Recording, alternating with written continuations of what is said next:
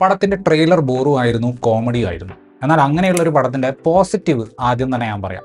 ശാലിനി ഉണ്ണികൃഷ്ണൻ എന്ന കഥാപാത്രത്തിനെ മലയാളികൾ ട്രോൾ ചെയ്തും മീമുണ്ടാക്കിയും ഊക്കിവിട്ടത് നിർമ്മാതാവും തിരക്കഥാകൃത്തുമായിട്ടുള്ള വിപുൽ അമൃത്ലാൽ ഷായുടെ ശ്രദ്ധയിൽപ്പെട്ടിട്ടുണ്ട്. അതുകൊണ്ട് തന്നെ ദ കേരള സ്റ്റോറി 2 എന്ന സിനിമയിൽ നമുക്ക് മുല്ലപ്പൂക്കൾ കാണാൻ കിട്ടില്ല.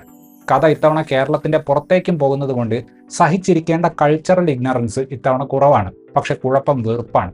ഒന്നാമത്തെ സിനിമയിൽ ചില കാര്യങ്ങൾ നൈസായിട്ട് ഒളിച്ചു കടത്താനാണ് ശ്രമിച്ചതെങ്കിൽ ഇത്തവണ ഒളിക്കാനൊന്നും നിൽക്കുന്നില്ല.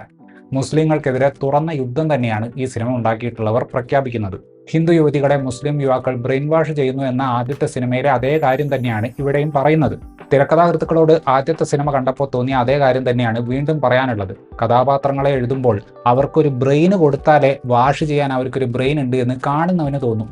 സുരേഖ, ദിവ്യ, നേഹ കേരളം, രാജസ്ഥാൻ, മധ്യപ്രദേശ് എന്നീ സംസ്ഥാനങ്ങളിലായിട്ട് ജീവിക്കുന്ന ഈ 3 സ്ത്രീകളുടെ കഥയാണ് ഈ സിനിമ പറയുന്നത്. തിരുവനന്തപുരം, കൊച്ചി, മലപ്പുറത്തിന്റെ പാൻ ഇന്ത്യ വേർഷൻ. 16 വയസ്സുള്ള രാജസ്ഥാനിയായിട്ടുള്ള ദിവ്യയ്ക്ക് റീൽ ഉണ്ടാക്കുക, വ്യൂസ് കൂട്ടുക എന്നതിലൊക്കെയാണ് സന്തോഷം. ഉണ്ടാക്കുന്ന റീലിന്റെ നിലവാരം ഇഷ്ടപ്പെടാത്ത മാതാപിതാക്കൾ അതിനെ എതിർക്കുമ്പോൾ ദിവ്യയ്ക്ക് സപ്പോർട്ട് കൊടുക്കുന്നത് മുസ്ലിം ആയിട്ടുള്ള ബോയ്ഫ്രണ്ടാണ്. മലയാളിയായിട്ടുള്ള സുരേഖ വളരെ ലിബറൽ പ്രോഗ്രസീവ് മെന്റാലിറ്റി ഉള്ള ആളാണ്. സുരേഖയുടെ അച്ഛനും അത്തരത്തിലുള്ള വ്യക്തിയാണ്. ലിബറൽ ആണെന്ന് പറയുന്ന മുസ്ലിം ആയിട്ടുള്ള സലീമായിട്ട് സുരേഖ ഒരു ബന്ധത്തിലാണ്. തനിക്ക് മതത്തിലൊന്നും വിശ്വാസമില്ല, അതുകൊണ്ട് കൂടെ ജീവിക്കാൻ മതപരിവർത്തനം ഒന്നും നടത്തേണ്ടതില്ല എന്ന് പറയുന്ന ആളാണ് സലീം. പിന്നെ വരുന്നത് മധ്യപ്രദേശിലെ നേഹയാണ്. അത്ലറ്റ് ആയിട്ടുള്ള നേഹയെ കാമുകൻ പറഞ്ഞ് കൺവിൻസ് ചെയ്യുന്നത് കല്യാണം കഴിഞ്ഞാൽ ഏറ്റവും ബെസ്റ്റ് കോച്ചിന്റെ അടുത്ത് പ്രാക്ടീസ് ചെയ്യാൻ വിടും എന്ന് പറഞ്ഞുകൊണ്ടാണ്. ഈ 3 യുവതികളുടെ ജീവിതത്തിൽ നടക്കുന്ന കാര്യങ്ങളാണ് കേരള സ്റ്റോറി 2 എന്ന പടത്തിൽ നമ്മൾ കാണുന്നത്. ഇതുപോലൊരു സിനിമയെ സംബന്ധിച്ചിടത്തോളം ക്രാഫ്റ്റ് എന്ന് പറയുന്നത് ഏറ്റവും പ്രാധാന്യം കുറഞ്ഞൊരു ഘടകമാണ്. പറയാൻ ഉദ്ദേശിക്കുന്ന അജണ്ട കാണുന്നവന്റെ തൊണ്ടയിലേക്ക് കുത്തിക്കയറ്റുക എന്നതാണ് അവരുടെ ഒരേ ഒരു ലക്ഷ്യം.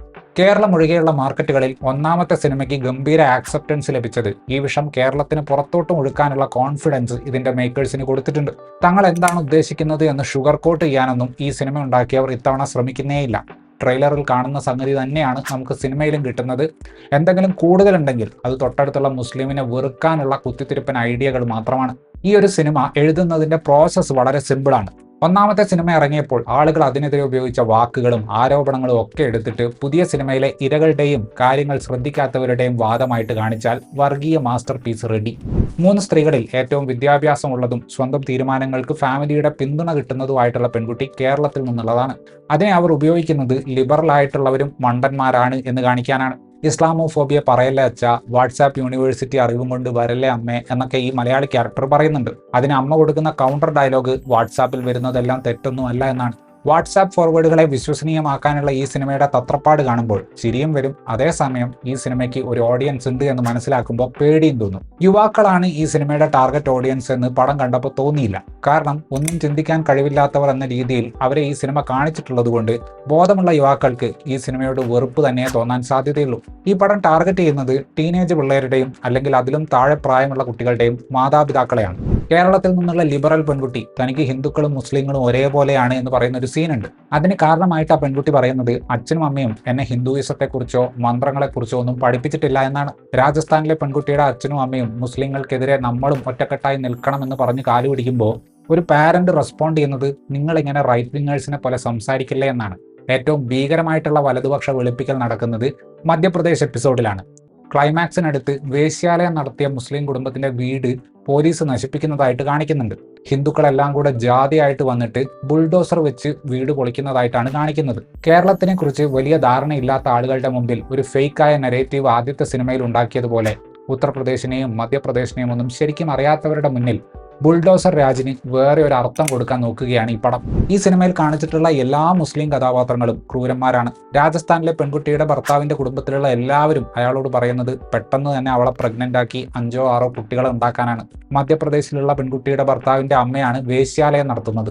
മതം മാറിയ ഒരു കഥാപാത്രം കൊല്ലപ്പെടുമ്പോൾ ഡെഡ് ബോഡി കഷ്ണങ്ങളാക്കിയിട്ട് കുഴിച്ചിടാൻ പോകുന്നത് മുസ്ലിം കുടുംബത്തിലെ മൊത്തം ഫാമിലിയും ഒരുമിച്ചിട്ടാണ്. പിന്നെ കേരളത്തിലേക്ക് വരുമ്പോൾ മുസ്ലിങ്ങൾ മാത്രമുള്ള ഒരു കമ്മ്യൂണിറ്റിയിൽ നായികയെ ഒരുമാതിരി ജയിലിൽ ഇട്ട പോലെ പൂട്ടിയിടുകയാണ്.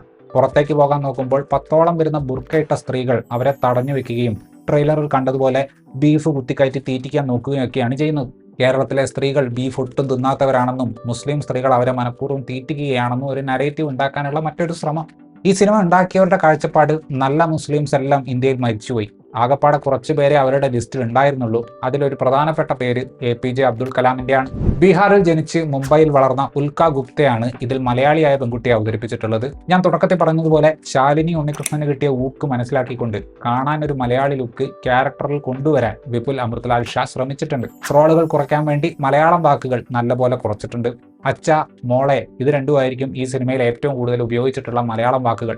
ആദ്യത്തെ പടം പോലെ തന്നെ അടിപൊളിയായിട്ട് ഹിന്ദി പറയുന്ന, മലയാളം തപ്പി പറയുന്ന മലയാളികളാണ് ഈ പടത്തിലുള്ളത്.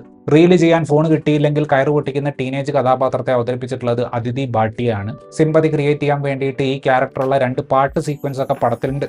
പാട്ടുകളുടെ പ്ലേസ്മെന്റും കളിക്കുന്ന ഡാൻസിന്റെ നിലവാരവും കണക്കായതുകൊണ്ട് ആ സീനുകൾക്ക് വലിയ ഇമ്പാക്റ്റ് ഒന്നും ഉണ്ടാക്കാൻ പറ്റുന്നില്ല. മധ്യപ്രദേശിൽ നിന്നുള്ള നേഹ എന്ന പെൺകുട്ടിയെ അവതരിപ്പിച്ചിട്ടുള്ളത് ഐശ്വര്യ ഓജയാണ്.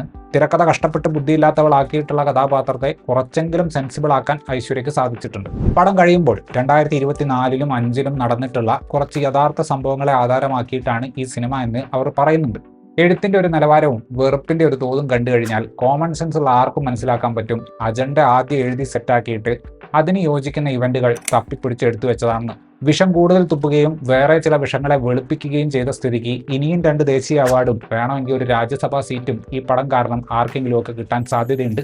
ഒരേ ഒരു അപേക്ഷയുള്ളത് ഇന്റർനാഷണൽ ഫിലിം ഫെസ്റ്റിവലിലേക്ക് എന്തായാലും ഈ പടം തെരഞ്ഞെടുപ്പ് എന്നറിയാം. ദയവേത് ഇന്റർനാഷണൽ കോമ്പറ്റീഷനിൽ കൊണ്ടിട്ടിട്ട് ആഗോള നാണക്കേട് വരുത്തി വെക്കരുത്. നിങ്ങളുടെ അയൽവക്കത്തോ കുടുംബത്തിലോ ഇങ്ങനെ ന്യൂനപക്ഷ വിരുദ്ധ കാര്യങ്ങൾ പറയുന്നതിലും വാട്സാപ്പിൽ ഓരോരോ ഫോർവേഡുകൾ അയക്കുന്നതിലും കോൾമയർ കൊള്ളുന്ന അമ്മാവന്മാരുണ്ടെങ്കിൽ അവർക്ക് ഈ സിനിമയുടെ ഒരു ടിക്കറ്റ് എടുത്തു കൊടുക്കുക. അഡ്രിനാലിനും ഡോപ്പമിനും ഒക്കെ കുത്തിയൊലിച്ചു വന്ന് സന്തോഷത്തോടെ അവർ ഹാർട്ട് അറ്റാക്ക് വന്ന് തട്ടിപ്പോകാനുള്ള സാധ്യതയുണ്ട്. ഇത്രയുമായിരുന്നു ഈ സിനിമയെക്കുറിച്ചിട്ടുള്ള എൻ്റെ റിവ്യൂ. വീഡിയോ ഇഷ്ടപ്പെട്ടാൽ ലൈക്ക് ചെയ്യുമെന്നും കൂടുതൽ വീഡിയോകൾക്ക് വേണ്ടി ചാനൽ സബ്സ്ക്രൈബ് ചെയ്യുമെന്നും പ്രതീക്ഷിക്കുന്നു. താങ്ക്